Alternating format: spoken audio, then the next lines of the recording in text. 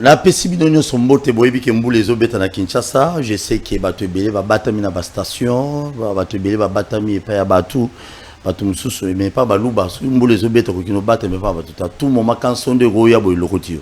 Mais heureusement na Kinshasa c'est pas le cas. Na pesi bande ko nyos bola na biso na commerce, na kato, na louvois, hein? La pesibino mbote. Je vous aime bien. Après-midi à lelo, ils ont rendez-vous. Autosala na déjà na Lamuka ya Faoulou, il y a Martin Faoulou, il y a Faoulou, il y a Monsieur tout bon. Pour Moïse, ça là où il y a tout ça là, Maman Chantal Boni. Mbotende otosuwa opesa ngoseka. Lamuka eza moko, Lamuka c'est l'esprit. Moïse azana kasa Lamuka. Lamuka c'est l'esprit du peuple congolais. Lamuka c'est l'espoir de tout un peuple. Lamuka c'est l'incarnation d'une lutte pour des valeurs et la restauration de l'autorité. Il y a peuple dans Katia Mboka Congo. Donc le président Fayulu n'est qu'un symbole de la victoire du peuple congolais. Merci beaucoup. Tozane Sengo ya Kozalana, Maman Chantal Lelo, après-midi à Lelo. Moi je vous aime bien. Trolo Mama Mounine. Yali Bosso. Position à Lamuka par rapport à l'accord où Rwanda a signé na Grande-Bretagne. Ok, bazwa bandeko nyonso o ba koza la disponible ba volontaire ne bon ba benga pour ba kinde na Rwanda ba pesa ba misala ba pesa ba positionnement ya vie mais sauf ka RDC na Uganda ne ba boyi je crois to lobela ki on a bandeko muso ba lekiwa lelo tuto e ba position la muka ba kinwa ba lobby tuto e ba position la muka par rapport ya ba corps wana ya mibale to kotiela bino vidéo moko ya secrétaire général ya IDPS. Comment Azako expliquer base naé pour leur dire que non, président de la République, ceux qui battent la campagne à Mabé, pour battre monsieur Bamolia de Mouno, non, biso, ceux qui au président Félix Poua, dans l'élection 2023, tous en a discuté. Bako en a raison, tout en a tort. Alors, Boyo Kaye Moro Kabuya Ningazoloba. Kabuya, secrétaire général IDPS. Bozo vidéo, on a essayé la bino bien à Bandako. On a chanté Bilo à Beta Kabuya. Ah oui, les diamants. Tout le béla qui n'a tongo loi révision à la loi électorale les lois Lamuka position à les années position à Lamuka par rapport à révision à la loi électorale dans l'Assemblée nationale les alignes et puis obemina ku nemi muilanya na bande kum susu il faut ba bengana bon ko bengana balongo la ba retirer mandé pas na bango ba pesa na ba sepia na bango pourquoi parce que bango bazali ko CGT boyoka ki mutu ya mboso conseiller à communication benga ibiso en direct na tongo mais l'après-midi à l'eau robingate mais cause ambo ce monde mutu robinga c'est tout va bien mais à sous-marin benga na patient tout na sama ikuno ko za réseau légal alors voilà bah si je te rebeta na Maman Chantal après-midi à l'eau boza la pré na ebiki na commune à Kinshasa na bosani quelque part wana botala rabiso botia pe na TV pe na munene bofandi boze la biloko na monga fula de même aussi na Tchangu de même na Kaluka bisika mo ebele ako courant Kinshasa to ebite ministre énergie ba député ba ko saki ministre ya économie to ebite mo ko service ministre économie zate na banda ko courant ya gate mais ba ya na ba facture bino ba député est-ce que bo ebite no ba lia biso bo ebite bino ba député ministre économie et ministre énergie bazo dribbler biso na snell ka boy régie des eaux ba mai ba pesa biso des faux armes malamute so ki gu ya mai ya régie des eaux e moso e bimina robino melon ba moko oyo ko peneza groupe na mai ya bienti ils ont la tuyau ils ont déjà rouillé ba député bolo bani to se référer kana binoti pas les tout puissants bino boliera bien ba sénat ba nyoko ma bino ba député ceux qui ont solo na évité Maman Chantal a confirmé ceux qui ba député national bazo gagner plus ou moins $1000 le mois bon sur carburant si on a mis tout le musala ba on va sala les années pour ba député bazo $1000 ba vendre carabo bazo $1000 aux asu ya carburant botambola rapé ya malonga pété pour ni bo nyoko la biso boy loi électorale ngona ebige et za lopesi mbombo boy mais na sous-marin na ndi mateke koleka pour yemo mboso ndia ko za réalité na ibiti Maman Chantal position na bino par rapport au lingambo se mingi mais Joe Biden babi yemo comme sous-marin au lingage mingi comme citoyen congolais Posez une question. Posez une question. Question, on se répondre. Merci. Mutuna liboso position ya la mukato position na bino ezali nini parce que depuis makambo oyo ya bakor ya Grande-Bretagne na Rwanda depuis bandi jusque là non na yami mutu moko te ya la mukapo to beta biloko na ye comme les deux rendez-vous na bino eza heure na bino auto beta biloko to yeba muke mama Chantal position na bino ezali nini.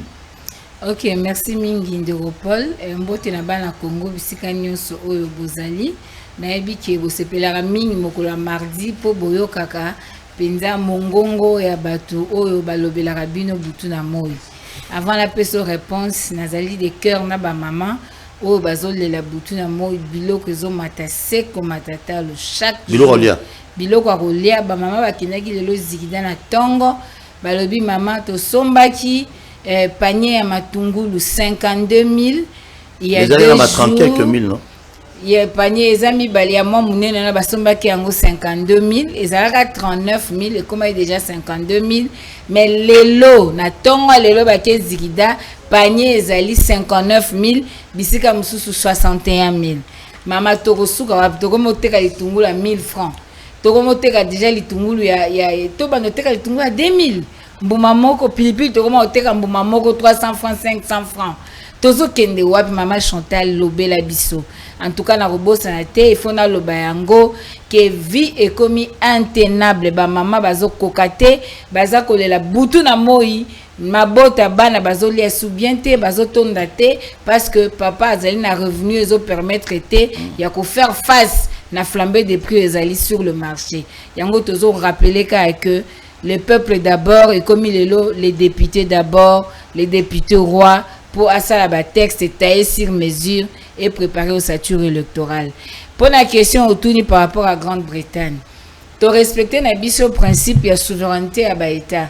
Tu as dit que Rwanda c'est un pays souverain à cause de l'accord na ndenga lingi asali bakor na Grande-Bretagne mais biso inquiétude na biso ezali na niveau nini parce que tout le monde déjà Congo RDC azali victime ya agression rwandaise depuis ba décennie rapport ya Nations Unies la kisi yango ba rapport mampingi etalisi na mpwasa makamunyo solo lenge kani ba Rwandais baza koya ko bunza peuple congolais toyebi bien que ba na problème à mabele lobi toyoka ki basala ki accord na Congo Brazza il y a 12 000 hectares pour baya ko cultiver pour sala ba élevage mais inquiétude na biso pe ezali que côté ba pesi bango eza juste na frontière ya biso na Congo Brazza mais siko toyoka ki pe lisolo mikolo elekaki awa Rwanda lingaki asala bandako na RDC Congo na hauteur ya 30 millions de dollars balobi ete basala ndaku po baluka ndenge nini ya kofandisa bato bakoya kosala misala tout ça mais tant to kotala makambo wana considérant que Rwanda a un problème ya mabele ye moko ba réfugié na ye bakima depuis 94 na guerre ya Bautu bakima na guerre wana opération turquoise bazotia instabilité na Congo baza na Congo pourquoi asali démarche était ya ko récupérer ba FDLR na yewana akende na bango na mboka na ye mais plutôt ye alingi akende rozwa ba oyo bazali jugé comme ba personne indésirable na kati ya Grande-Bretagne aya na bango mais akoya na bango wapi parce que ça a un problème à terre wana des niveaux d'inquiétude na biso ezali c'est ce qui fait que biso tozali koloba na peuple congolais il faut être la vigilante il faut veiller parce que peuple a télémaki à lobby tolingi mamba ba mixage à la police rwandaise na congolaise te bomona ki population goma ndenga télémaki ya boya kyango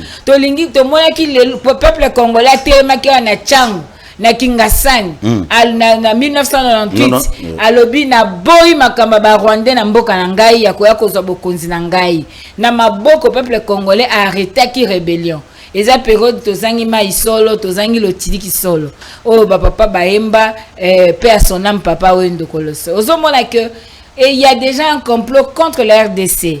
Mais biso siko question na biso ezali avec la porosité ya ba frontière na biso. Autorité de l'État o ezali na Congo mobimba te le lenge sengela ki ezala. Tozomona faiblesse à leadership na régime o ya Chile Gelou. Maintenant tozali kotala ces gens-là bakoya na Rwanda za mabelete. Destination na bango eza wapi? Yango tolobi appelle à la vigilance citoyenne. Population congolaise a koyi kolinga ta mukiete qui au-delà ya ba problème otozanango to ba sasu ba problème mususu. Ceux qui bango ba estimer que ba ko gérer makam na bango etika le pas na bango mais biso to ko est-ce que bango ba yango so qui ba ko afficher les biso ngote que non ma mwana et ko zongela biso un jour te au départ boy ba lo bano eza pour na Rwanda. Non, le problème, mais parce que ça pose déjà problème. Même les pays sous membres des Nations Unies sont contre Ango. Même les responsables de Moussous, les pasteurs Moussous anglican, il y a miné les baébani na Molongo, sont contre Ango. Mais biso tozali koloba que quelles sont les dispositions prises pour sécuriser peuple et puis territoire congolais par rapport à Nanywana. Régime Chile Gelou o Azali, ba institution de fait o Azali à Namboka o Ezosa Namboka, Nambongo à l'État, na makamnyo sa contribuable congolais. Parce qu'aujourd'hui, toyebi ke bango bazara notion planification te. Mais vivre c'est prévoir, gouverner c'est prévoir. Yango ezosenga que esengeli déjà kotala. Est-ce que na ba accord o bango ba uti ko sala makambo Afrique de l'Ouest et de l'Est et tout ça. Oh toza ba consommateur ya ba produit ya ba ninga. Oh on n'a plus nos droits en tant que peuple souverain, en tant que pays souverain, to banda ko linga ko dépendre kaka na Rwanda. Maintenant au boye bisabiso. Quelles sont les dispositions prises? Le lozomo na ba compagnie aviation nationale ezali sous super na ba avion te. Rwandair a commis à décoller de Goma abimi à na pays étranger. Abimi à Zongi. Qu'est-ce qui sort de la RDC? Personne ne connaît. Est-ce que nos services à immigration, ils ont la capacité à contrôler, à sécuriser, il y a que ça la nuance à partir de la frontière à Goma? C'est ça la grande question. Donc aujourd'hui, il faudrait que le peuple congolais a l'amuka. La balkanisation est réelle. Les alités que tu as masola musika. Les faits, ils ont déjà démontré que ce complot, déjà Lumumba a annoncé qu'il y a depuis 1960, alobaki ke balingi ko balkaniser Congo et biso ba peuple congolais et sengeli to rejeter te to sakanate to saboter te mémoire il y a perte de l'indépendance na biso et sengeli to za ba disposition en tant que peuple ceux qui ba politique pour na pris ya ba kiti na bango ya ba siège na bango ya ba pouvoir na bango bazali ko kokate nous-mêmes en tant que peuple nous sommes bato to ko nani nguya ya ko libérer mboka na biso donc ezo senga vigilance citoyenne et sengeli ba population na biso nyonso o baza zinga ba frontière ba fongola misu batala ba yeba penza mais attention ba fongoli misu na congolais to yebani attention ba fongoli ba misu wana na ba frontière wana mais bato wana ceux qui sont protégés par bato bana manduki ba kota to ba kota te. Il n'y a pas une arme qui soit plus efficace qu'un peuple. Ceux qui peuple a uni, peuple a décidé, peuple a déterminé, arme mokote et koko kayango. Bokasa bomaki asuka wapi. Nous avons deux cas. On a connu Zing Zong, Saddam Hussein. On a connu des gens dans ces pays. Lelo basuka wapi. On a connu Batamine Akoboma Makambele Lelo Bazawa. Okoboma mais moko autikala. On a tué Lumumba. Qui pouvait imaginer qu'aujourd'hui le président Fayulu serait là pour avertir le peuple. On a connu sa peuple. Merci beaucoup. J'ai beaucoup de respect dans le combat musée. Na sauté pour ni nous zakanatan aux orabatan na oya okatanga loba beta bilo tanga makombo dans muto ba kite Joseph Kabila la carte beta bilo limbisanga indo kolanga moi je parle du Congo. Non, c'est l'histoire. Nazo bisayo c'est l'histoire. Bomaki Lumumba personne ne pouvait imaginer qu'il y aurait un autre président où le peuple ngai ko se fédérer autour na le quoi musée Laurent Désiré Kabila ayebisi biso prenez-vous en charge et le peuple s'est pris en charge. Au moment où il a eu le bandé rebelle na Tchang parce qu'il avait un discours mobilisateur. Alors le pays est en danger. Levez-vous, prenez-vous en charge, intégrez l'armée. Même moi, maman Chantal, j'étais prête à intégrer l'armée. Ni était refus à Mobile Nanga. Moi, j'étais prête à intégrer l'armée pour mon pays. Donc le problème ici, il n'y a pas un leadership mobilisateur. Un leadership à côté les mains, na population avec vérité makambo ezoleka. Ozo mon un porte-parole militaire qui vous dit na kangi ba Rwandais. bazo agresser biso. Vous avez un gouvernement qui vient vous dire eza bongoté. Vous ne voyez pas qu'il y a une main politique après ezali main politique o ezali ko freiner ba opération sur terrain. Yango lobby lelo c'est leadership eza capacité. To moni musée aye musée accueilli peuple a lié parce que les grands esprits bazaka tous les jours te bayaka na ba ekeke na bango ba siècle na bango. To moni lelo le président élu Martin Fayulu m'a dit à Télémi à ABC peuple attention, ça c'est le complot de la balkanisation. To sali ba marche.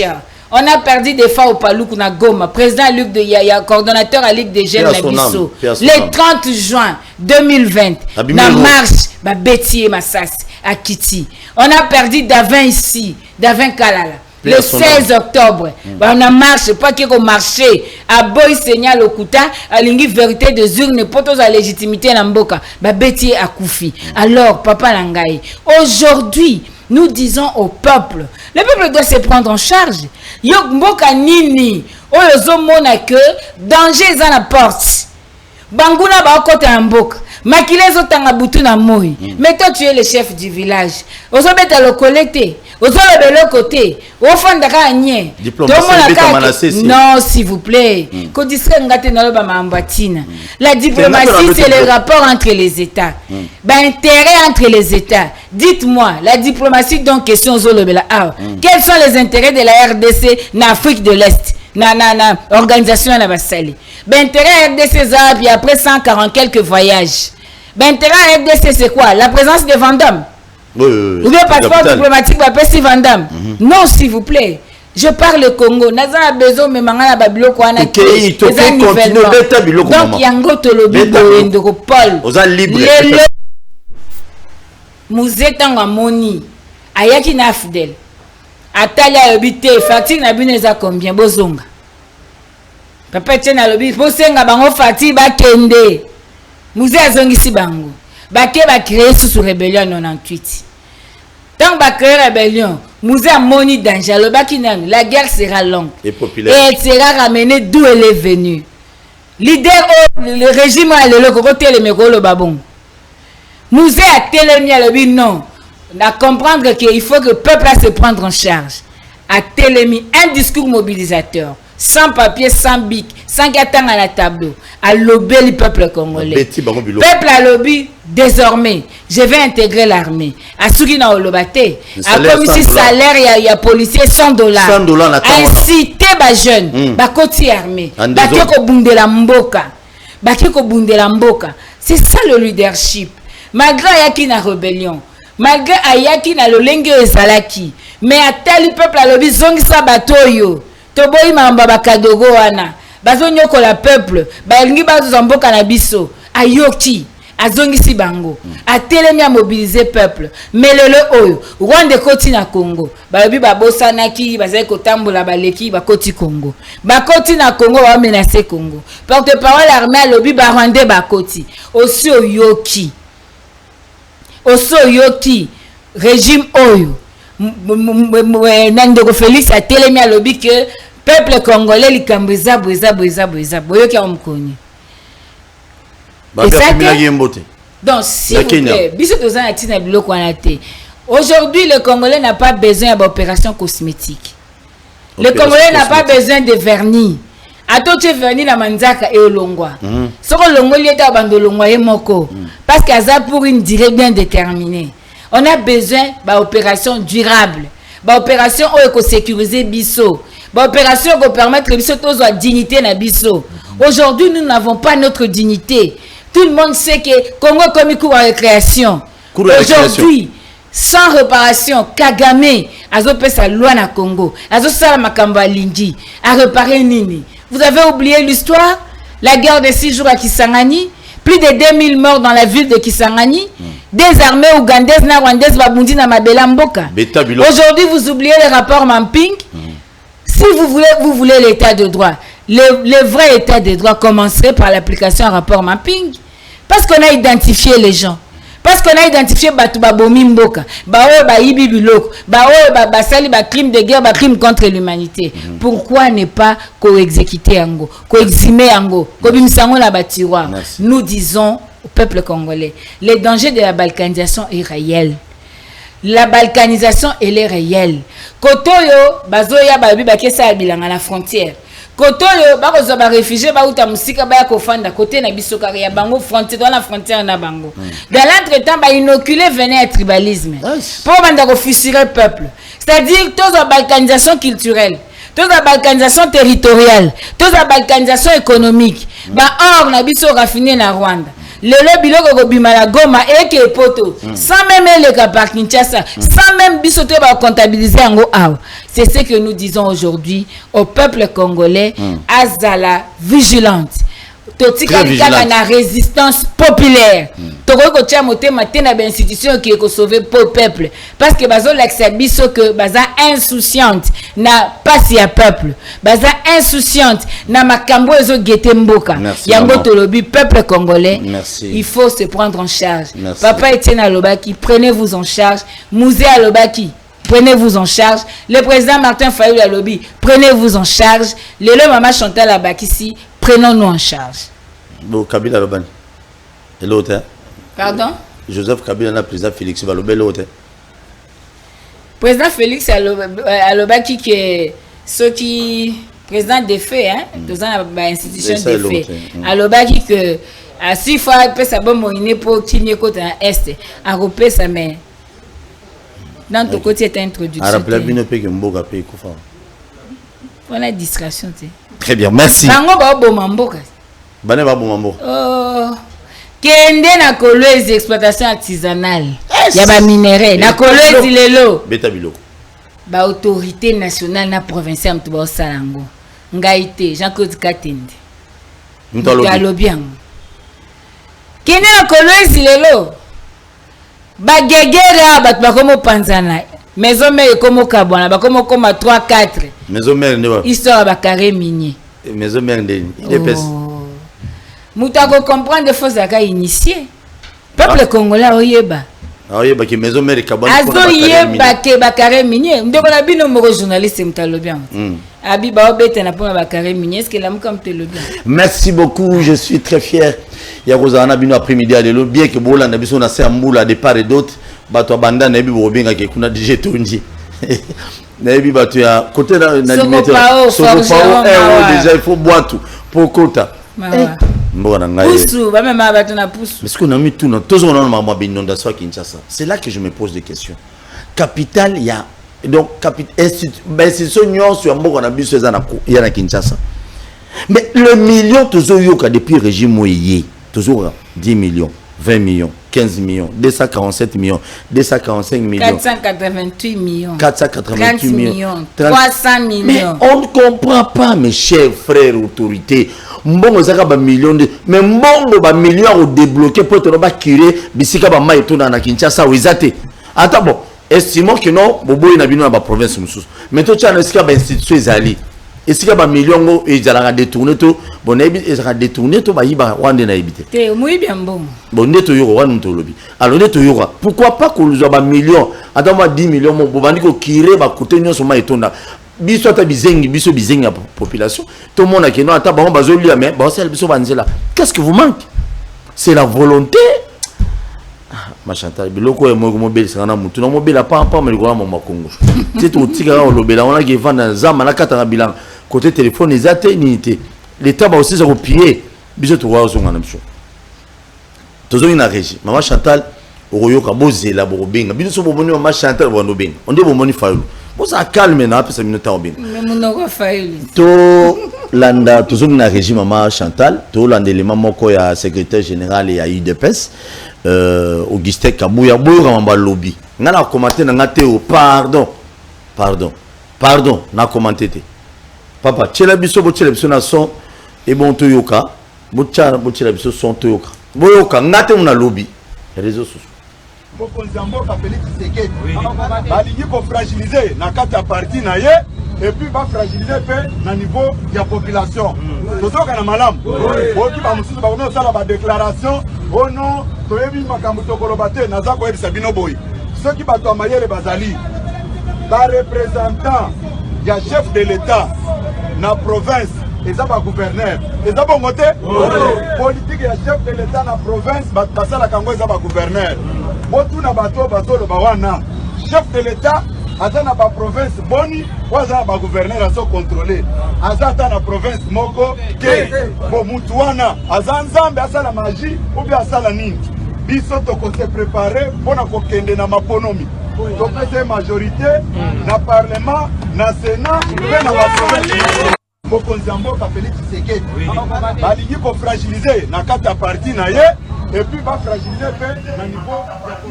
Merci beaucoup, Maman Chantal Tolandé, le Maona, secrétaire général Augustin Kabouya. Je crois. Yobo Landier. Ok, merci. Réaction là. Réaction là. Ngalo pa mingi telelo. Beta bilo. Abato na pesa bato maloba na. Bon, ceux qui biso tolobi bobi to za ba aîné. Mais ngana za la plus heureuse aujourd'hui. Ya ko yoka penza ndeko Kabouya ko yebisa biso clairement Kindero Félix a un contrôle à la province. La mouka l'obité. À l'obindero Félix, azate na gouverneur moko na province T. Azo contrôler ta province moko T. Maintenant, ya lobi et sengela ki baza na batu na ba province. To ebité. C'est-à-dire na idée na e il fallait 26 provinces à bateau à IDPS. Le président Félix a zarani mutu à IDPS. Il fallait un bateau à IDPS dans la province. Mais le coup là yé, a un bateau à IDPS dans la province T. A contrôler la à ta province moko T. Mais baba ngabso ba ene po nanini. Mais ceux qui yé moko devant ma député. Alors, il y a un problème de coordination. Je comprends aujourd'hui que lui, en tant que coordonnateur des provinces, pose problème. Parce qu'il n'a pas le contrôle des provinces. Or, gérer, Ezosenga, organiser, commander, contrôler, coordonner et administrer. Quand il n'y a pas la coordination, il dit que la province Nyosoana, ezali sous respect, il y a constitution ya mboka T. Alors, si lui n'a pas le contrôle des provinces, qui contrôle les provinces? Le lot fani tomona, ba Rwandais ba koti na Nord Kivu. Ba Rwandais ba koti na Sud Kivu. Yango toloba ke papa zate ezamboka bana na bana. C'est-à-dire bana. Mais papa zate. Papa moi ba province muta au contrôler ango azate. Est-ce que vous comprenez danger? Il y a phrase de Guazolo Babiso. Ça l'a concentré. Institution, président. Ils ont contrôlé la province. Mais malheureusement, ils allaient. Le président, c'était un secrétaire général indépendant lobby. Mais non, non, mais excusez-moi. C'est un parti présidentiel, entre guillemets. C'est un parti présidentiel. Et puis, on bosse à et puis, on a Kabouya trop. On a la vérité, moi, abimisaka ba vérité au sakanati. Kabouya, yo linga yemi. Ayebisaki biso ki ba députés ba na parlement, ce sont des députés nommés. Wana Kabouya. Kabouya mtaloba kiti. Na RTNC. Lelo ayebisi biso ki Ndoko Félix a contrôlé la Kanaete. C'est-à-dire le pays ezali nango kaka tralala. Bana na bana. Papa azate. Voilà pourquoi il faut tout ça la réforme Mbangu. Il faut tout ça ba konzi o bazu légitimité à peuple. O ba koza na contrôle ya ba province. Parce que o eza ville province, eza capitale. Mboka na 26 provinces. Ceux qui vont contrôler la 25 provinces, c'est-à-dire ba province wana eza sous contrôle ya batu mususu.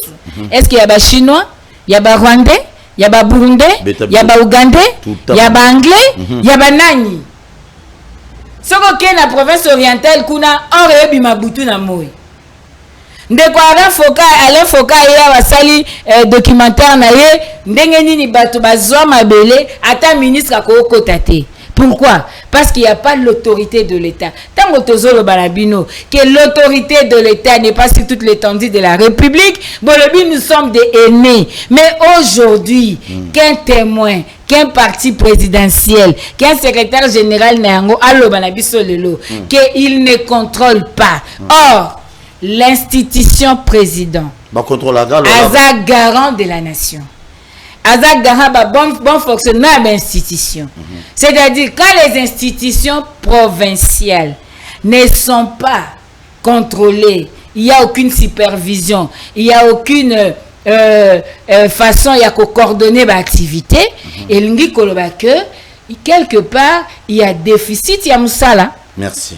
D'où il y a besoin aujourd'hui de changer le leadership. Tant que c'est l'amateurisme, il y a haut niveau. Tant que c'est l'impréparation au pouvoir. Mais comment voulez-vous comprendre? C'est-à-dire,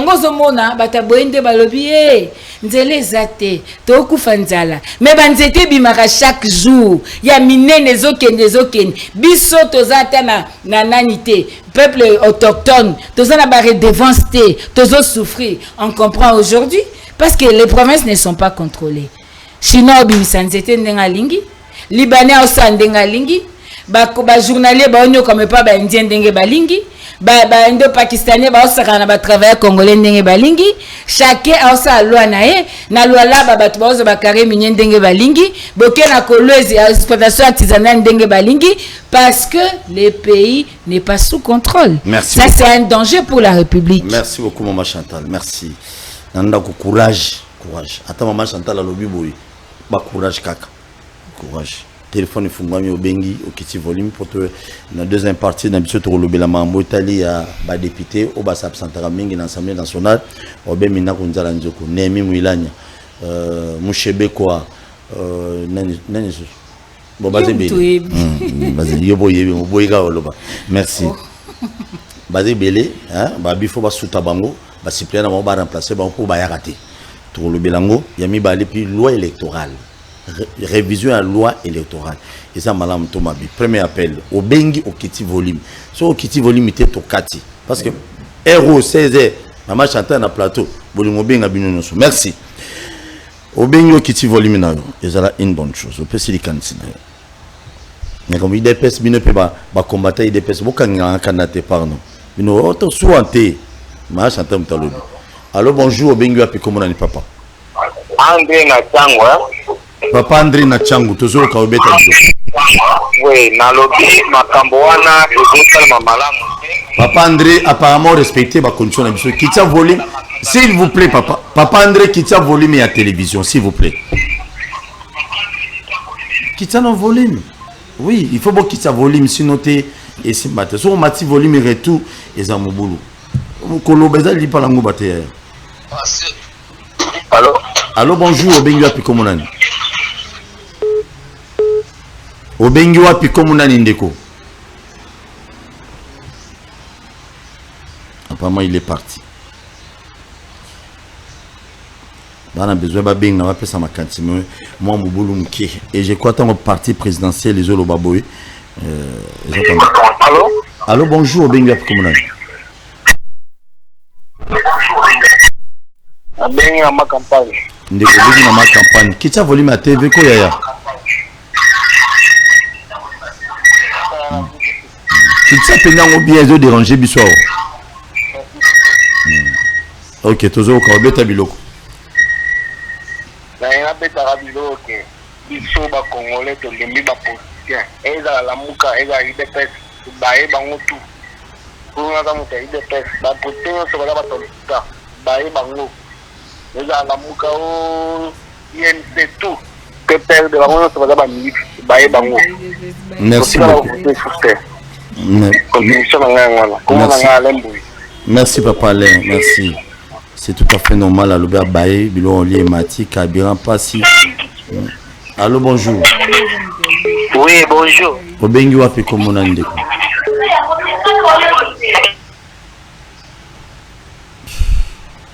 Oh là là là, très bien.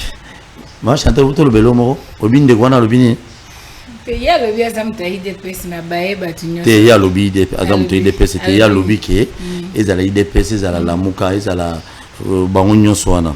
To lembi bango. Te ya bae batu ba diriger. Allô bonjour. Lamuka so diriger te ba boto la impérium. Allô bonjour. Bonjour. Obengi wapi komona ndeko? Bonjour. Obengi wapi komona ni? Nabengi yo na Kingasani Kombo Ouais, bana. Nabengi yo na Kingasani Kombo Musumari. Papa Musumari beta biloko. Na lobi boya. Beta biloko. Oui, na lobi boya. Est-ce que ndenge mboka oyo eza kotambola na bakozio baza na likolo na badepute baza na likolo avenir ya mboka na biso eza wapi po tokomi on direct toza na confusion totale avenir ya mboka ekomi wapi ese bango bakendaki totina ye bango mpo bazwa mbongo balia mbongo na bango intérêt personnel obien mpona intérêt ya population. Merci. Merci Papa Musumari. Accent.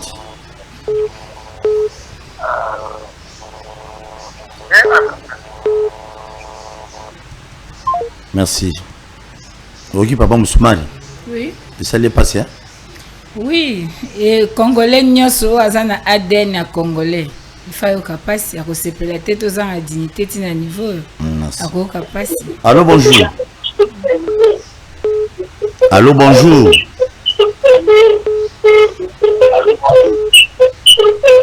Allô. Oui, allô? Allô. Allô maman, allô bonjour. Bonjour. Obengi wapi komunani? Bonjour papa. Obengi biso wapi komunani maman? Comment on a Nathalie? Tozo kayo. On a le bien. Papa Félix azalaka wana lokola mboka na le bongite. Ko tozo mona pe mutoko tate. Eza to sa o mate tozo ngabo mate pona nga na mto mutite me azalaka ka wana. Ata la buka to luka bate sikana ezalaka ndenge moko. Merci. Merci maman Nathalie. Eh ya beti biloko eh. Yeba batu ba réagir. Allô bonjour. Allô? Oui papa Obengi wapi komunani ndeko? Nabengi za papa Sébastien na la émission Roger Bakame na moni ezoleka te numéro na soko yoki ngoza na mission. Malheureusement on est en rediffusion aux émissions tous en direct aux émissions sous. Merci beaucoup. Tala nani Timba sur le micro vérifier un message je ne sais pas il faut voir là-bas. Merci beaucoup. Oui maman na le bibi hein Nathalie. Bon, tous en démocratie, hein. Ce qui est pour vous avez la réponse. Ah, il vous a la réponse de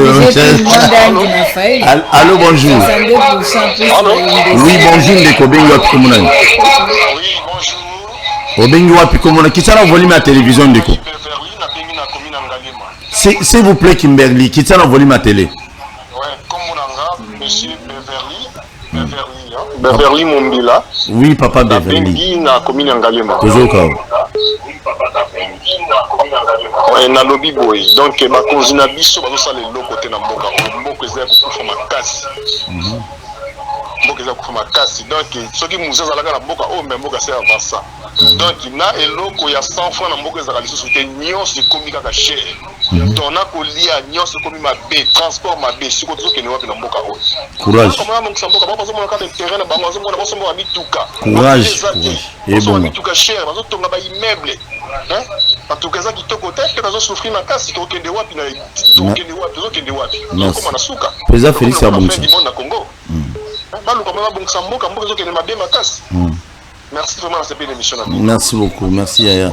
Président Félix est déterminé au bon sens. Oh la calme, ah surtout que Sabino.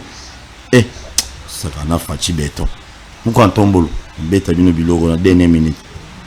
Na va chanter une chose va changer malo. Allô, bonjour. Allô, bonsoir papa. Oui, bonsoir papa. Qui ça n'a volume à télé tout sur la bien. Ok, comment nangai papa Léon Chimanga? Papa Chimanga, qui ça n'a volume à télévision. Ouais, ça a quitté déjà. Beta biloko, beta biloko. Na lobby boya. Mama oyo bofandi na ye ya la muka wana. Maman Chantal. Maman Chantal. il faut yeba ke pasi nyonso tozana yango oyo d'abord ebanda pe epa ya président oyo azobenga Martin Fayulu moto avota kimbuta na mboka oyo po tokóma na salite nyonso eza isi même ata ndenge afandi wana eloko elobisa ye peut-être mwa nzala mais soki akomi na baposte wana bakoyeba lisusu population te oyo azoloba ke population akobanda kotambola na jipa akipe lisusu bato te bakongole nyonso soki otie na poste lolendo ebandaka kaka bango nyonso bazaka ndenge moko. Merci beaucoup. Attends, yo peso batie au place wana ozalaka bongo. Oh, yo ki avandeni yo beto machantal na pene na beto biloko yo ki no avant. Bon, il peut se battre au place. Et puis, au Bano Massadjip, 4 policiers. Papa, est-ce que tu es si tu es à Jeep n'a pouvoir? Yo Tigangana Yama m'appelle. Allô, bonjour. Allô, bonjour. Allô, bonjour. Bonjour. Obenga, comment on est? Comment Ben? Toujours Ben, c'est aux gens communes. Na changwa. Toujours au papa. Na lobi boeta makambo ko eza ba vantine boedan. Grand-mère Chantal ningaza na vani ku calme. Donc ba oner eza kutu donc ya bangonde. Donc Félix mako matama ka ya pamba. Hello. Je suis désolé. Azali chef de l'État. On met maram tout. Hein? Il faut boyer attendre bozo benga. Il y a des services ça na bato ba na biso. Donc surtout émission oyo ma contribution, ma canisse malam. Les insultes, ça ne passera pas. Au cas où nous avons l'émission, les insultes, ça ne passe pas. Ça ne passe pas. Mais Yeba qui est président de la République, toujours déterminé, même à la dernière minute. Bobi Macho to beta na Burkina Faso. Pour gagner un day. Bon ça. Bino bo critiquer car bo critiquer, ça n'est pas bien. Match à Burkina Faso. Nous avons vendu Kakao. C'est Bilo Ebeti. Allô, bonjour. Allô, bonjour.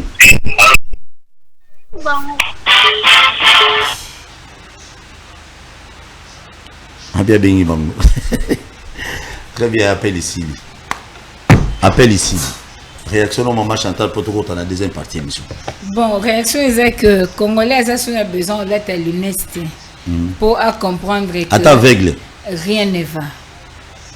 Ata tu bamboa na bandako. Ba comprendre que crise est continue en bas. Ata bamboa bali a sunité. Bamboa ba komoli a pondu et puis ba otonda ti. Balupango. Voilà bamboa na yo. Balupango o ba komaka chien méchant. Lelo ba ma otia ba épice libanda. Pour comprendre que rien ne va. Et comment la baboutique? Balupango musuto e baka ezaka polele mkwa matanga. Mais comment na polele ba ma oteka au pire. Donc le point où on a mon fleuri na katoté. Non, on ma campagne. Côté 16 était salé. Le point on a ma campagne, le point où ya munene. Tu n'as comment terrasse. Merci. Beta biloko. Pendant le bano que on n'a plus besoin de lunettes. Même quand maman Chantal dit ça ne va pas. Et ça qu'on rappeler kaka que ça ne va pas parce que population yemoko azota la lobby moins à 10 ans. Azaïli bosso ko peser plus de 15 kilos. Moi, on a 10 ans. Moi, on a 10 ans. Le lot, moi, à 10 ans, on pesait 7 kilos. Boza, tu as 27 millions de malnutris na Congo. Donc, sortez du fanatisme aveugle. Affrontons la vraie question Mbokalabiso pour tomber à Congo. Nous sommes avant tout Congolais, avant d'être la Moukaï, de PS et consorts. Nous sommes Congolais. Danger zo gete Mboka. Mboka etambolate, binokara, tout va bien. État de droit, état de droit. Transport, binokara, baoutia bakal. Ezaki liboso ba ene. Elongo est commis FCC. Elongo est commis Ukraine. Et commis situation internationale. Lelo est commis balobi groupe Morabat. Nde ba olingo saboter ba action de Rofati. S'il vous plaît, beaucoup s'estimer mon colonie. La gestion a ses règles. Beaucoup, vous avez un message. Désorienter peuple. Vous faites les messages. Oui, que match à Burkina Faso, toujours à la dernière minute, tu as foité. Gérer, c'est pas question de foi. C'est question à respecter ma règle. c'est question ya kozala compétent, c'est question ya koyeba na domaine songolo expertise nini nazwa, na domaine pakala expertise nini nazwa. C'est ce qui fait défaut la régime ya bande kona biso. Yoga ndeko komeli biso na ndeko alobi boye. Te yoga na loko akomi. Pour ça ba message c'est mieux na yamba bino souhaiter parce que bongo ça ezaka même malamu te. Mbote papa komunanga nanga je suis Eyechi depuis Malueka vaut mieux Kabila que Fachi. Mais ce n'est pas que Atie Kabila amte manae. Mais azotala parmi les deux le moins mal. C'est ça. Azotala que régime a échoué tellement que etindi bango ba kanisa Kabila. Or Kabila azalaki na ba limite na ye peuple alobaki okoki makambu na ngai te. Ye moko pende ko Kabila saki bilan na final alobi je n'ai pas pu transformer l'homme congolais. Permettez-moi de insister. Je n'ai pas pu transformer l'homme congolais. Mais ce qui le congolais a kanisi Kabila, c'est parce que il y a quand même les premiers échecs à Zalaka. Mouta a échoué, mais 49%. Moussous a échoué, mais 15%, bien 2%. Non. Donc, Kabila a 49%. Donc, na opération exemple, pour nous, que na kati ya bateau ba échoué, ba bandeli ba classe. Moutou a l'équipe bateau ba reprendre na maï l'épée à Zalaka. Donc, peuple là, la que yo moutou, kozanga koyeba kopesa ngai résultat, ba posa nga na zanango, et tindi ngai na kanisa moto na benganaki. Et alors quoi, mobile a bengani mosi na libal. Akioza mosi mususu abali. Amoni ki alobi, mosi na zaki mabe na bengani mais on a kuta ni na susu plus mabe. Donc akanisi mosi na te po azana ba bon souvenir, mais akanisi parce qu'alobi wana za le moins mal. Le moins mal qui est au nazana lelo. C'est ce qu'il veut dire. Merci, très bien. Bon message de Bino. Tout le temps appris. Donc c'est ce que je disais. De quoi le président Fayoulou, c'est pour Naende, Makam. Non. Kadosha News n'a plus de place. Aujourd'hui, le président Martin Fayoulou a un président élu, consacré par le peuple congolais, en complicité 4 ans après, avec son peuple. Le peuple a s'identifié dans 4 ans. C'est le seul espoir qui reste au peuple. Où a côté les mains à non devant la corruption. Aloba non devant balkanisation. Aloba non devant dictature. Aloba non même combien de fois azali ko koloba na peuple makamburande osala na mboka au régime eza silence radio. Et puis tu rezo ngasuna ba dossier kimbuta te waneza batu bazana sous-informé batika la kuna parce que mutoyo asala makamba kimbuta aza membre ya MLC bango moko basala ki makamna bango donc ezala ka Josha News to lokwa président Fayoulou azako ya na moto to lukato neutraliser mais o ko mama na Nzambe bango bakanisa ba hôtel na gouvernorat menzoka président élu ya Congo ndemba bazo. Merci beaucoup. Ba député ba leba ko pour ba absence dans l'Assemblée nationale. Y compris Mouzito pas en a 4 à l'année plénière. La loi est dure, c'est la loi. Hein? La loi est dure, c'est la loi. Ce qui est la loi, Elingito appliquer ma valeur, peut rester dans le valeur, en harmonie avec la conscience, et puis la conscience collective. Biso to bunda bitumba pour le respect de texte. Mais ce qui est à compte à rendre, là tu es d'accord parce que tu as dit que na ba eu ce coutume à parlement wana. Il y a même de Félix Azara député dans Zambongo siégeaté. Tu as même tante moko ndeko ya papa tienne moko pas Azara député dans Zambongo siégeaté. Tu as vu ba te belé to bo tanga ba kombo. Les mais ceux qui s'il vous plaît ndeko nanga opposer la question tikana répondre. Mais yo continue obetinga biloko nazo ngisangote machin. Biloko na oyebisa yo. Pour le bien ba na lobby parce que ye mutu azali mkolo régime o yazo diriger o. Esaye na pesi exemple. Ceux qui lelo va décider que désormais il faut respecter la loi, il faut être en harmonie avec la conscience, mais que ça soit une situation générale. C'est pas de compte à rendre. Parce que tu as bien eu ce coutume à parlement, c'est que c'est fait. Il y a des députés, la commission qui a signé la rabango, mais mais il faut étendre ça jusqu'à la commission. Il ne faut pas laisser ça à niveau qui est député, même dans la commission. Il y a beaucoup de choses qui se font dans l'Assemblée des faits. Donc nous disons, nous sommes pour le respect de texte. Ceux qui loi et Sengabongo, tout le monde s'incline devant la loi. Mais ceux qui les allient compte à rendre, on n'est pas d'accord. tolingi ezala général pour tout le monde. Bakota tina ba commission, bakota tina bureau. Ya bato ba okamba ba assemblée wana, ba lakisa pe bakota tina kati ba lakisa bisope $1000 o ba député bazwaka ya carburant. Eza na mobeko nini et utaka na budget nini, tout ça c'est l'état de droit, non? Donc chaque fin du mois. Chaque fin du mois, honorable Ados Alobaki Ango, chaque fin du mois bazora $1000. Lelo ba obeta tolo ba baxeli ba policier 67 000 francs. 67 000 francs égale ça qui a semoule il y a 25 kilos. C'est-à-dire ba soda ba militaire na biso baza na armée, bazo somba ba teni, baza ko souffrir, basi bazo fanda na kanko kolomi balé na ndako moko, baza na ba condition moko ya malamu te, to luka ba bango dans les conditions, soko pièce 67 000, okosa lango campagne te eza mambasoni parce que ko baxeler nini sac moko semoule à 25 kilos, c'est ça que pèse ba militaire bon, pendant que $1000 à député prend en charge 33 militaires. Ce qu'aujourd'hui 67 000 francs, c'est $33.5. Or, par mois, ba député carburant est $1000. Et l'ingi que le bazar $1000 divisé par 33, vous avez au moins par 33.5, vous avez au moins 30 députés. Oh, donc $1000 on a égal, il y a valeur, il y a 30 militaires. Carburant député et repose ça 30 militaires bon à la fin du mois. Et vous pouvez vous vanter sur ça. Ils ont ambassoni. Or, tous dans le pays moko yo, ba guerre ils ont répétition, ba frontière ils ont poreuse, tous dans le pays limitrophe où bazo convoiter biso, tous dans ba multinationale ba bundisa biso, nous devrions investir dans l'armée, dans la défense. Je me souviens, Maréchal Mobutu, dans la militaire.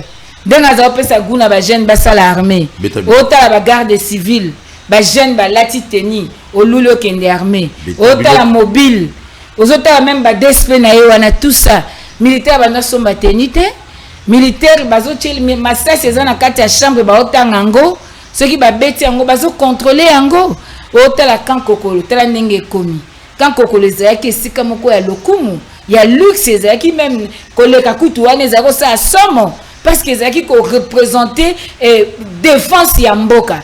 Mobutu azaki ko benga le domaine de sûreté de l'État. Lelo yebsanga ba domaine de sûreté de l'État. Ezani. Litombe limemia nini otozo pesela ngo. On a tout désacralisé aujourd'hui. Donc lelo kanisi ko pesa député enani militaire 67 000 francs et sengili ko betela ngo tangwa. Quel est le pouvoir d'achat à peuple? Lobby abanayi ko toucher 100 000 francs. Écolo ya Masangu, ezalaki 800 francs. Lelo OPC ça 67 000 francs. Écolo ya Masangu est commis 3 000 francs. Il y a semoule 4 000 francs. Ça c'est ce qu'on appelle l'érosion financière. Na ba poche ya batu. Yo lingo ba baxel batumbong en réalité au baxel ba mbongo te. Abandaki bosoko somba lipa 1000 francs ba meliti. Lelo pour ça la tifo ça m'a pas 3 000 francs. Parce que lui, par 100 francs, commis 300. Voilà pour la famille, à combien de personnes? N'a pas ce qu'il y a 10. C'est que par le pistolet moko. Oui, qui n'a pas qui m'a pas kokate. Babi to lia Fufa Malil. Mais Fufa Malil est comme un problème. Et que là c'est moule 4 000 francs. Boyeb Sangay. Bozo baxé la batumbong. Il n'y a pas de mesures d'encadrement sur le marché. Biloko e matatalo. Autant Nazari ko touché 100 000. Nazaso mama sang 800 francs, c'est mieux. Qui est au Pessanga 67 000, nazaso mama sang 3 000 francs. Qui trompe qui? Il faut plutôt l'État a sa responsabilité na yé. Kota la comment biloko sengete comme na marché, l'autorité de l'État. L'État doit faire des routes de dessert agricole. Biloko zo pola na Bakongo, biloko zo pola na Bandundu, batu bazoya na banzela maluku na ba baleinière, na ba masuwa ya koni. Tile masuwa koni. Masuwa koni. Ba million ba iba ba koso matema ba bateau privé me ma batute. Kende na lac mbisi ebi mandeni. Kende na mbanda ka mbisi ebi mandengeni. Est-ce que Congolais ko bandolia ka ba poisson ezo ute bamboka msusu? On ne peut pas manger ba mbiso ya lac na biso ya fleuve na biso. Soko lingio somba mbisa ko kauka. Mbisa ko kauka ko somba ngo combien lelo? Na famille à 5 personnes, 7 personnes. Soko lingo lamba ma mbisi ya bien. Nanga ingai. Et Sengele somba mbisi à plus de 20 000 francs. Congolais touche à combien? S'il vous plaît. Donc on ne doit plus se moquer du peuple congolais. Et Sengeli, Bazwa, il faut diminuer le temps de vie à l'institution. Merci, man.